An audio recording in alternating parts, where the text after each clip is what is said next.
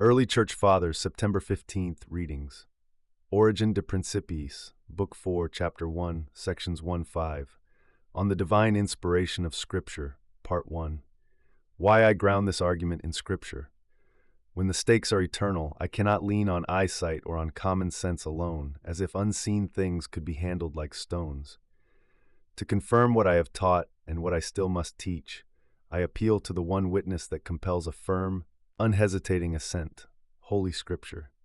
But before I cite it as judge, I must first establish why it is qualified to judge. So I set out, briefly and plainly, to show that these writings are truly divine, breathed by the Spirit of God. I begin with Moses, the first lawgiver of the Hebrews, and with Jesus the Messiah, who introduced the saving way we call the gospel. Many nations have had lawmakers. Countless teachers have claimed to unveil truth.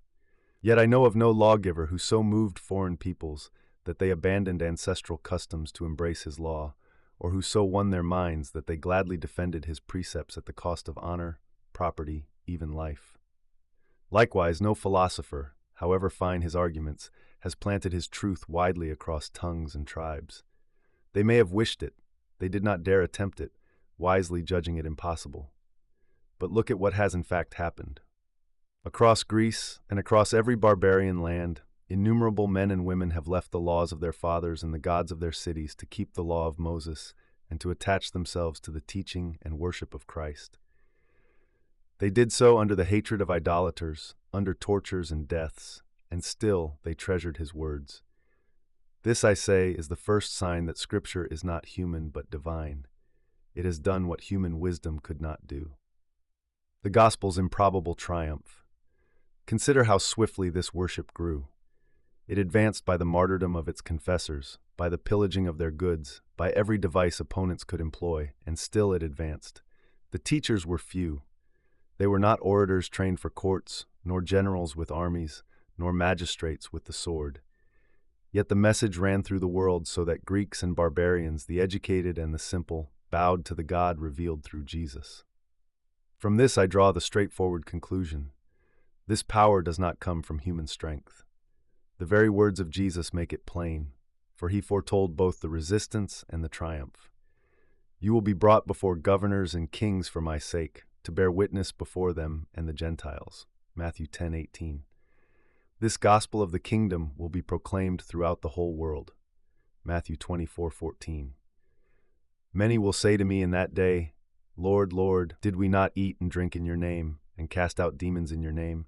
And I will declare to them, I never knew you. Depart from me, you workers of lawlessness. Cf. Matthew 7:22-23, Luke 13:26-27. Had these sayings never materialized, one might dismiss them as empty bravado, but when words spoken with such authority come true in history, they certify that the same Lord, truly God become man, delivered saving doctrine to mankind, and that the writings which testify to him carry divine breath.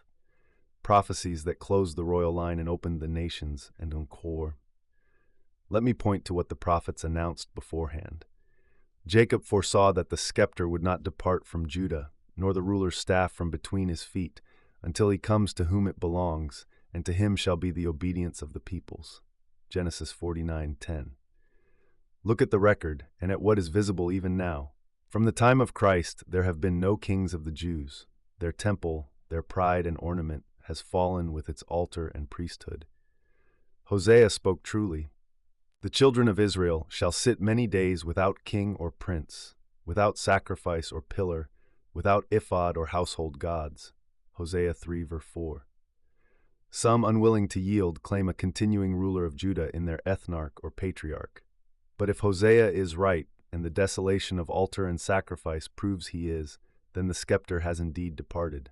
Therefore the one has come to whom it is reserved, and the obedience of the nations has begun, shown in the multitude from many peoples who have believed in God through Christ. Israel provoked to jealousy by a foolish nation. Moses likewise sang beforehand that because Israel provoked God with no gods, God would provoke them in turn. They made me jealous with what is no God, so I will make them jealous with those who are no people. I will provoke them with a foolish nation. Deuteronomy 32:21. In the calling of the Gentiles through Jesus and his apostles, I see this jealousy fulfilled. For who were we, the nations, before grace seized us? Not many wise by human standards, not many powerful, not many of noble birth. The apostle interprets it: God chose what is foolish in the world to shame the wise, so that no flesh might boast in the presence of God. 1 Corinthians 1:26-29. Let Israel, according to the flesh, cease boasting. Let all flesh cease. The rise of a foolish nation is not a human stratagem. It is the work of God, the seal upon Scripture's divine authority. The Messiah recognized by signposts set in the Psalms and prophets. The Psalms speak of the beloved, whose tongue is a ready scribe, fairer than the sons of men, upon whose lips grace is poured. Psalm 45. How do I know grace was poured? Because although his public teaching spanned scarcely more than a year, the world filled up with his doctrine, and the worship of the true God spread by his name. Thus came to pass, in his days may the righteous flourish, an abundance of peace till the moon is no more. May he have dominion from sea to sea, and from the river to the ends of the earth. Psalm 72:7-8. Isaiah gave the house of David a sign. A virgin would conceive and bear a son, called Emmanuel, God with us. Isaiah 7:14-8-10. Know it, O nations, and be shattered. The prophet cries, and indeed we, the nations, have been overcome, not by force of arms, but by the grace of his teaching. Micah marked the place of his birth, Bethlehem of Judah, Micah 5:2. Daniel numbered the weeks that lead to the anointed leader, Daniel 9:24-26. Job hints at the one who subdues the great sea beast, Job 41, read in light of Christ's triumph. And the Lord himself gave his disciples authority over serpents and scorpions and all the power of the enemy, Luke 10:19. Each of these signposts converges on the same figure. They do not scatter us into myths, but steer us into history, into Jesus. The apostolic mission as a living miracle. At last, consider the apostles going out, unarmed, unmoneyed, without rank, into synagogues and marketplaces, into cities that prized ancestral gods and honored clever speech. Their commission was beyond human strength. Their success was beyond human prediction. When their hearers could not understand, they often tried to destroy the preachers. Yet plots dissolved, crowds were cut to the heart, churches sprang up where no synagogue had stood. This is what I mean by divine power attending divine words. It is not that God bypassed reason. Rather, he supplied a persuasion and a perseverance no rhetoric could manufacture. Signs and wonders bore witness to their message, but the greatest sign was this: men and women, often unlearned, hearing new doctrine in a strange tongue, yielding not from compulsion, but from a freedom newly awakened by grace. Conclusion for today: I have not exhausted the testimonies. I have sketched enough to show the pattern. Scripture is divine because the God who spoke it has verified it in the most public of ways, in fulfilled prophecy, in the downfall of Israel's throne and altar, in the jealous stirring of Israel by a foolish nation, in the swift persecuted expansion of the gospel, in the precise signposts of virgin Bethlehem and the weeks, and in the unaccountable power of a few witnesses to win the world. Therefore I take Scripture as my rule, confident not in my eyes, but in the God who opened them. Augustine of Hippo, The Confessions, Book 12, Chapter 25, Section 35. Seeing truth in the one unchangeable light, hearken, O God, thou best judge. Truth itself, hearken to what I shall say to this gainsayer. Hearken, for before thee I say it, and before my brethren who use thy law lawfully, to the end of charity. Hearken and behold what I shall say to him, if it be pleasing unto thee. For this brotherly and peaceful word do I return unto him. If we both see that that which thou sayest is true, and if we both see that what I say is true, where, I ask, do we see it? Certainly not I in thee, nor thou in me, but both in the unchangeable truth itself, which is above our minds. When therefore we may not contend about the very light of the Lord our God, why do we contend about the thoughts of our neighbor, which we cannot so see as incommutable truth is seen, when, if Moses himself had appeared to us and said, "This I meant," not so should we see it, but believe it? Charity, not presumption, in reading Moses. Let us not, then, be puffed up for one against the other, above that which is written. Let us love the Lord our God with all our heart, with all our soul, and with all our mind, and our neighbor as ourself. As to which two precepts of charity, unless we believe that Moses meant whatever in these books he did mean, We shall make God a liar when we think otherwise concerning our fellow servant's mind than he hath taught us. Behold now, how foolish it is, in so great an abundance of the truest opinions which can be extracted from these words, rashly to affirm which of them Moses particularly meant, and with pernicious contentions to offend charity itself, on account of which he hath spoken all the things whose words we endeavor to explain. E. St. Thomas Aquinas, Summa Theologica, first part of the second part, question 3, on what happiness consists. Article 7, whether happiness consists in some habit of the soul. Objections. It seems that happiness must consist in a habit of the soul, since Aristotle says that happiness is an operation according to perfect virtue. But virtue is a habit, therefore happiness is in a habit. Further, habits are stable and lasting dispositions. Since happiness is supposed to be the most stable good, it seems fitting that it should be a habit. Further, Augustine says, no one is happy without virtue.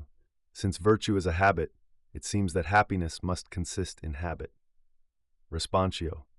Happiness is not a mere habit, but the operation that flows from habit. Habits dispose us toward good acts, but they are not the acts themselves. Just as sight is not in the habit of vision, but in the act of seeing, so happiness is not in the habit of virtue, but in the act of virtuous operation perfected by God.